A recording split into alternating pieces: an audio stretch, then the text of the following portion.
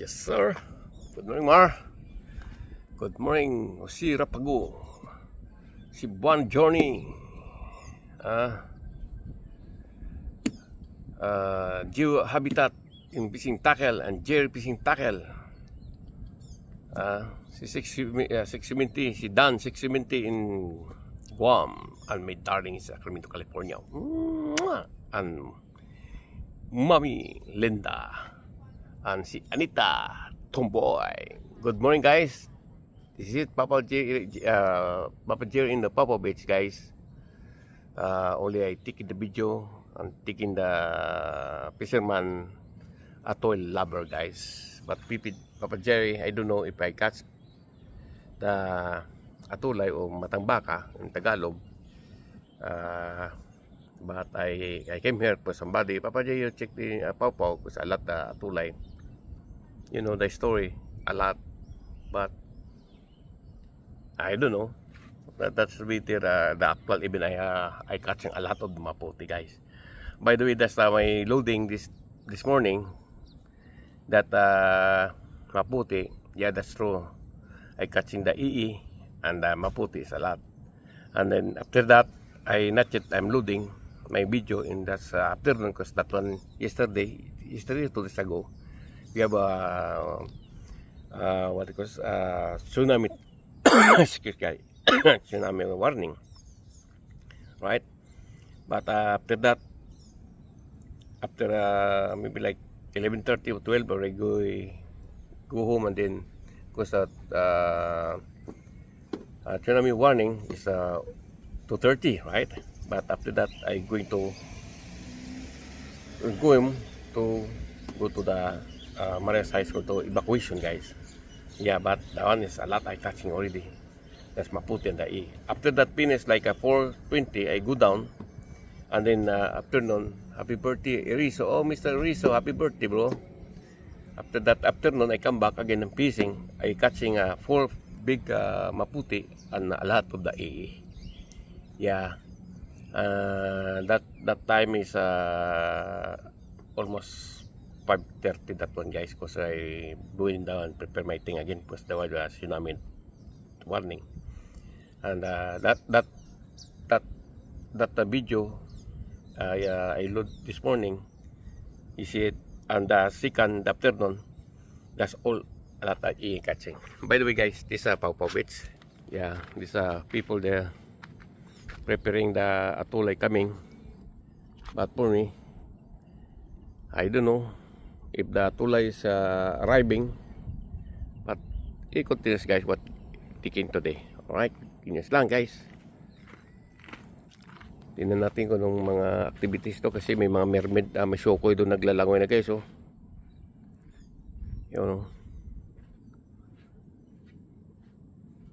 hindi ko pa nakita kung may mga maputi, may tulay nga darating. Okay, ito naman ang item natin, guys. Yan, kasi may pag wala dito, guys, lipat tayo sa pwesto ko. May punta tayong panibagong pwesto. Okay, ayan, guys. Oh, wala pang mga activities. Okay, time pa ngayon, guys. Alright, let's go. Continuous ko lang, guys, ha. Guys, oh, atulay lover, guys. Continue natin, guys. Ito may mga kayat sila, guys. Yan ang atulay.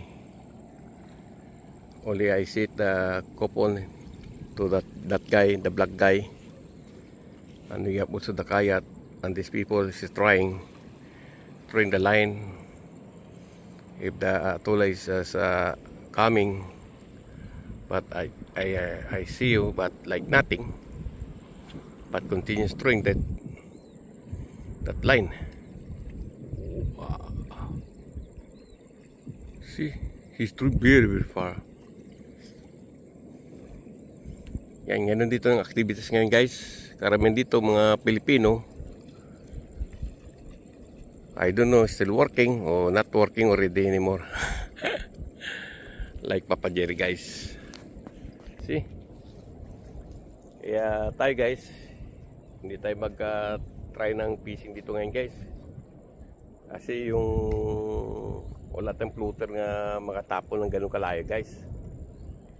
Kaya at least you know already the activities here. He said that tulay is a lot of the tulay, but I don't see it. Only that place is, that one is very far. That tulay moving. Right? Look. Yeah, see?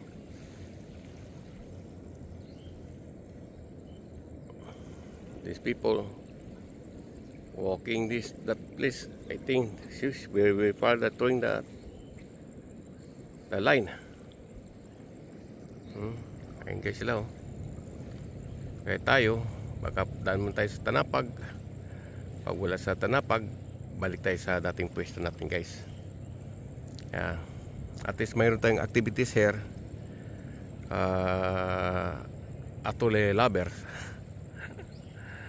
Right.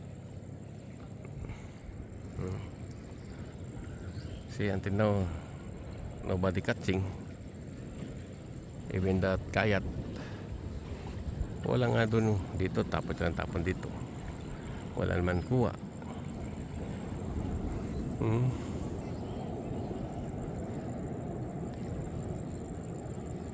Kaya alis tayo guys.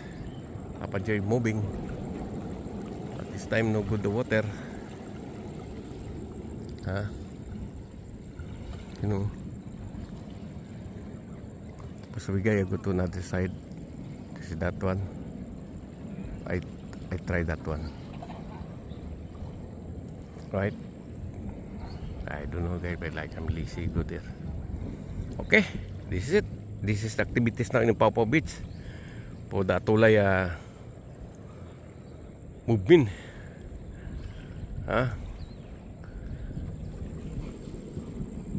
See, another guy is already in the water. Jesus Christ. Okay. Let's go guys.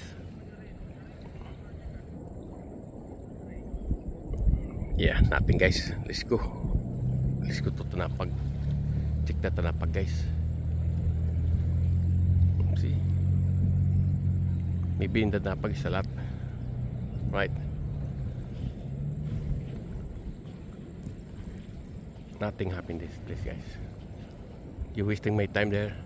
Let's go.